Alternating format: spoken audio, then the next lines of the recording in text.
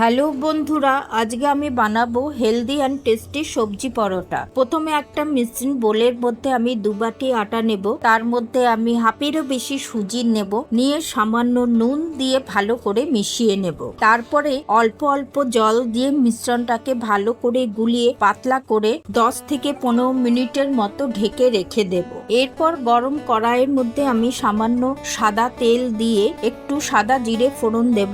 এর মধ্যে অল্প আদা কুচি দিয়ে একটু নাড়িয়ে সামান্য লঙ্কা কুচি, পেস্ট করা গাজর দিয়ে ভালো করে নাড়িয়ে নেব। এর মধ্যে আমি আরো কিছু সবজি দেব, যেমন সামান্য ক্যাপসিকাম কুচি আর পেস্ট করা আলুটা আমি আগে সিদ্ধ করে রেখেছিলাম। আলুটা দিয়ে আমি ভালো করে নাড়িয়ে নেব। এই সবজিগুলোকে একসাথে নাড়িয়ে আমি এর মধ্যে সামান্য নুন দেব। নুন দিয়ে ভালো করে ভেজে আমি তুলে নেব। দেখো বন্ধুরা, আটা আর সুজির ডোটা কেমন পাতলা হয়ে গেছে। এর মধ্যে আমি সামান্য বেকিং পাউডার আর সামান্য গরম মশলা দিয়ে ভালো করে নাড়িয়ে নেব। এরপরে সামান্য একটু ধনেপাতা কুচি, ভাজা পুরটা ঢেলে একসাথে আমি সব মিশিয়ে নেব। দেখো বন্ধুরা, ডোটা কি সুন্দর দেখতে হয়েছে। এরপরে একটা প্যানের মধ্যে আমি সামান্য সাদা তেল ব্রাশ করে নেব। তারপরে গোল হাতা দিয়ে ডোটাকে আমি দিয়ে দেব। তারপরে হাতার পেছন দিয়ে ভালো করে গোল করে আস্তে আস্তে উল্টে পাল্টে আমি পরোটাটা ভালো করে ভেজে নেব।